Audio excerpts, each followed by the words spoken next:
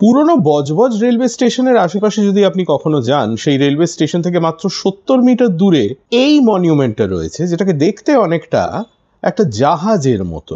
এই মনিউমেন্টটার নাম হচ্ছে the Komagata Maru martyrs memorial. But what was the Komagata Maru? গল্পটা শুরু হয় in the early 1900s in British India. Bharat থেকে তখন ভারতীয়রা মাইগ্রেট করে বিশ্বের নানান জায়গায় গিয়ে সেটেল করছে। তার মধ্যে রয়েছে পাঞ্জাবিরা, যারা খুব বড় সংখ্যায় চলে যাচ্ছে টু ক্যানাডা।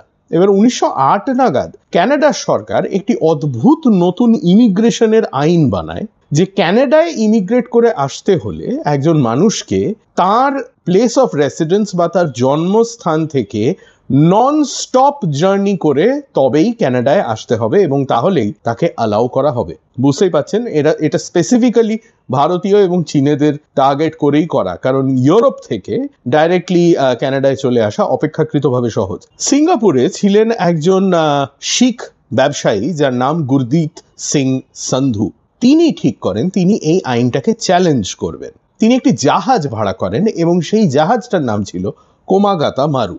সেই জাহাজে একদল ভারতীয়কে নিয়ে উনি ঠিক করেন উনি ক্যানাডায় যাবেন। 1914 সালের মে মাসে কোমাগাতামারু ক্যানাডায় এসে পৌঁছয়। প্রথমে তো তাকে ডকই করতে দেওয়া হয় না, যদি বা তাকে অ্যালাউ করা হয়, প্যাসেঞ্জারদের জাহাজ থেকে নামার পারমিশন কিছুতেই দেওয়া হয় না। ক্যানাডা সরকার কোনো মতে 22 জনকে নেয়, কিন্তু বাকি কাউকে তারা অ্যালাউ করে না, এবং জুলাই মাসে কোমাগাতামারুকে জোর করে ঠেলে ক্যানাডার পোর্ট থেকে বার করে দেওয়া হয় এবং বাধ্য করা হয় ভারতে ফিরে আসতে। কোমাগাতামারু বজবজে এসে পৌঁছয় ইন সেপ্টেম্বর 1914। আমরা সবাই ইতিহাসে গদর পার্টির কথা পড়েছি। গুরদীপ সিং সান্ধু কিন্তু এর মধ্যে অ্যানাউন্স করে ফেলেছেন যে তিনি এই গদর পার্টির সমর্থন করেন। গদর পার্টি শিখদের একটি অর্গানাইজেশন ছিল যারা ভারতের স্বাধীনতা চাইতো।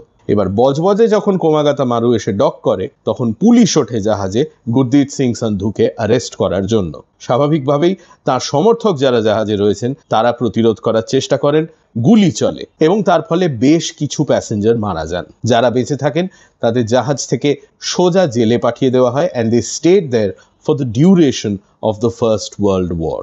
এই হচ্ছে কোমাগাতামারু ট্র্যাজেডি। কলকাতার ইতিহাসের ব্যাপারে এরম আরো অনেক তথ্য জানতে ইনস্টাগ্রামে ফলো করুন আর ইউটিউবে সাবস্ক্রাইব করুন টু হাফ প্যান্ট হিস্ট্রি।